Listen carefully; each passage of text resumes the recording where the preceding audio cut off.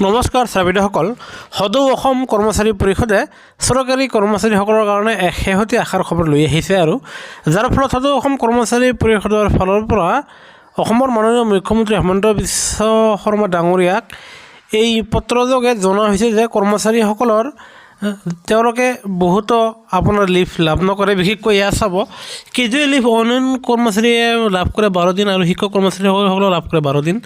ঠিক তেনেদৰে আনলিভ লাভ কৰে 30 দিন, কিন্তু শিক্ষক কৰ্মচাৰীসকলে লাভ কৰে 10 দিন। ঠিক তেনেদৰে কম্পিউটাৰ লিভ অন্যান্য কৰ্মচাৰীয়ে লাভ কৰে 10 দিন, শিক্ষকসকলে লাভ নকৰে।